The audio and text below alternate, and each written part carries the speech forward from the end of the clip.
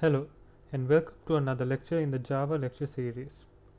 In today's lecture we will be discussing inheritance in Java.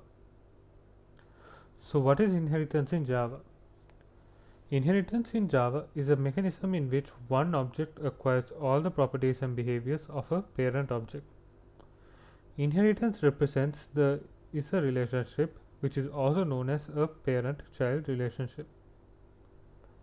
So what you've got to know here is that the idea behind inheritance in Java is that you can create new classes that are built on top of existing classes. Like what I mean is when you inherit from an existing class, you can reuse methods and fields of the parent class. Also you can add new methods and fields in your current class as well, but you can also reuse the previous methods. So moving on, let me show you a small example of inheritance. Okay. So what you have to know here is that the object class is the parent class of all classes. Like if you create any class, let's say class A, class B, class C, they all are inherited from the parent class. So sorry, the object as the parent class. So if you look at this right here, in this dog class and cat class, we have inherited the methods from the animal class. Like we can inherit methods such as walk, sleep, and so on. And this animal class has actually inherited methods from the object class. So those methods are things like you can say the toString method. That's a method that's present in the object class, and we have inherited that to animal class, and that same method has been inherited to the dog and cat class. So that's where inheritance comes in. So moving on, why do we use inheritance in Java?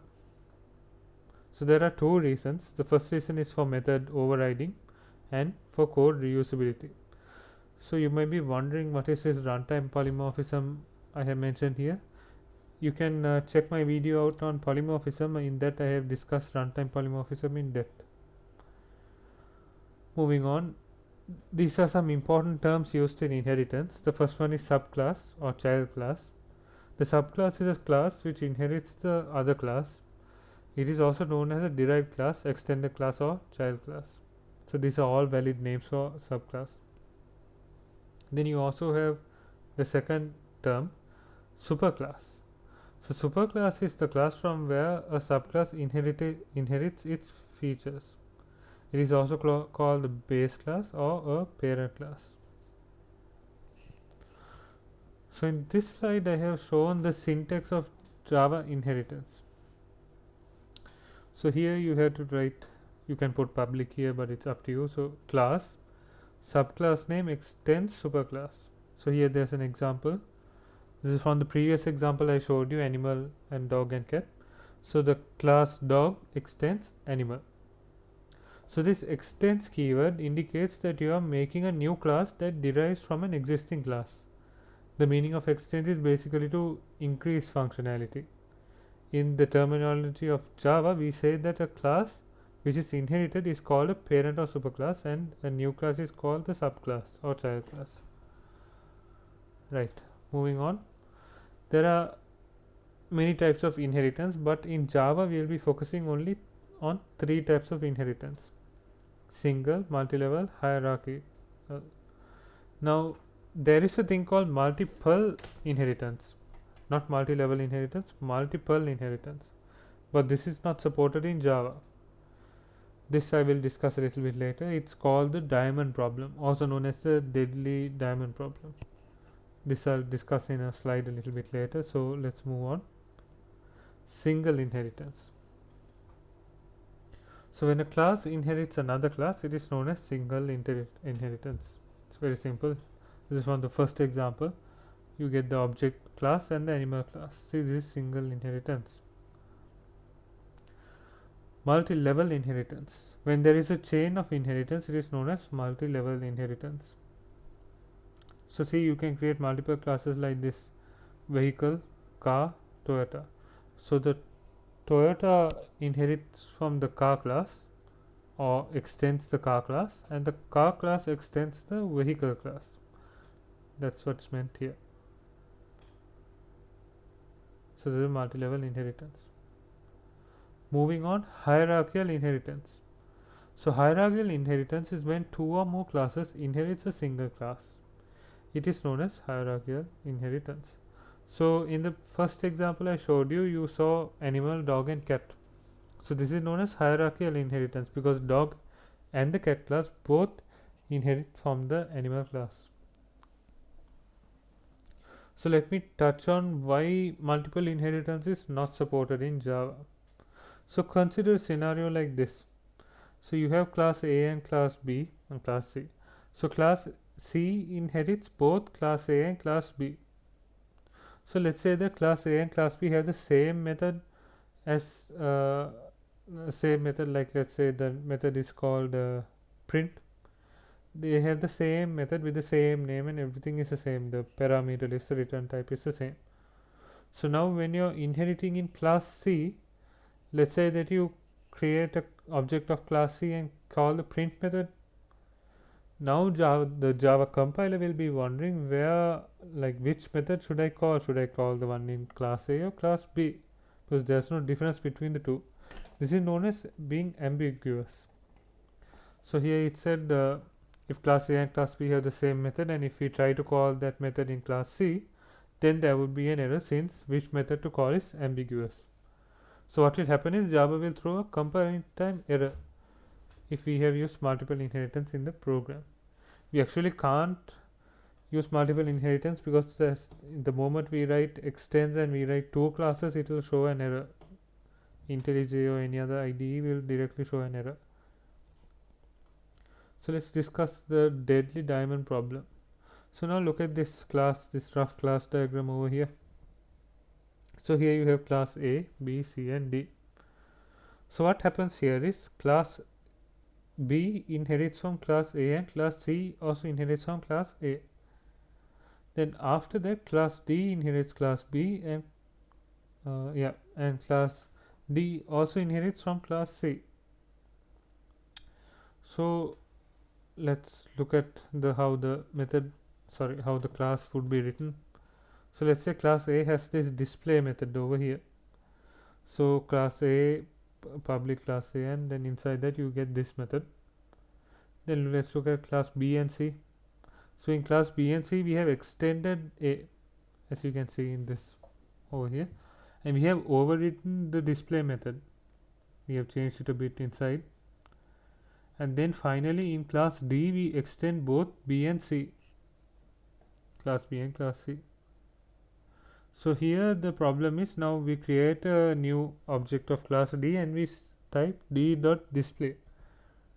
Now the problem is which method to call again. The display method is ambiguous.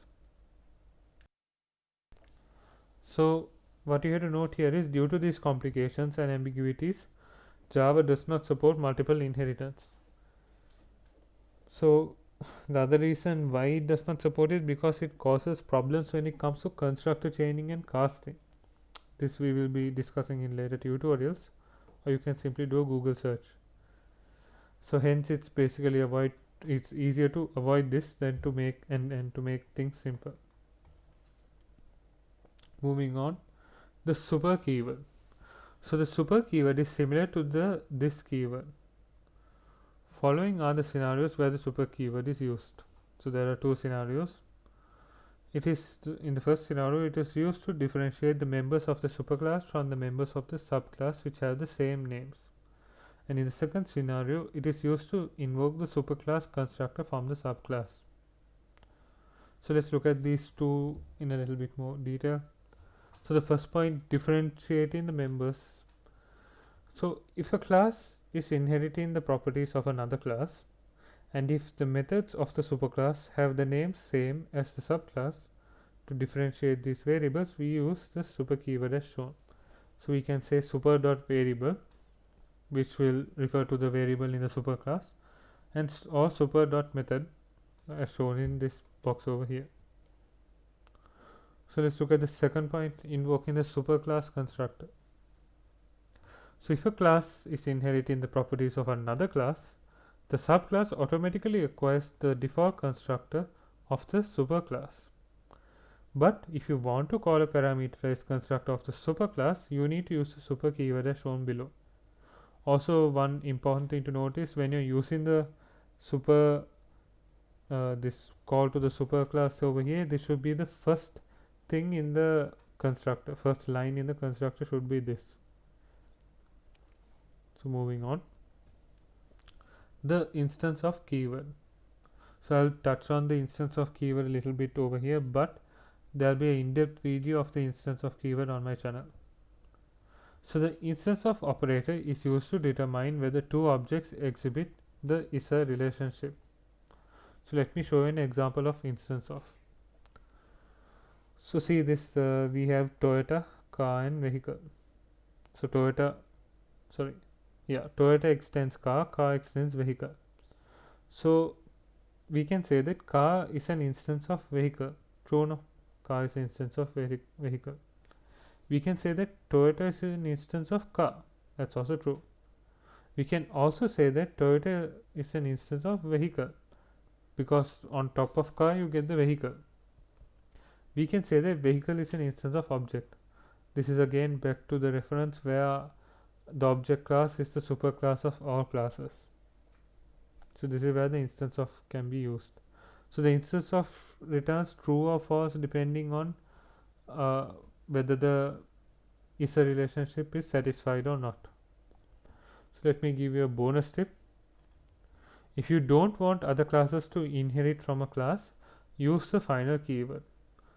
So basically, if you declare the class as final, public final class something, it will you cannot end up inheriting from that particular class. It basically ends that class from there. So let's say, let me ask you a question. What if I declare a method as final? So when you are declaring a method as final, that means that you cannot override the method in the child class. Okay. What about a variable? A final variable is known as a constant because that variable cannot be changed once it's declared. So that's where the final keyword is used. So that brings us to the end of the lecture. Thank you very much for listening. Hope to see you soon with another lecture. Thank you.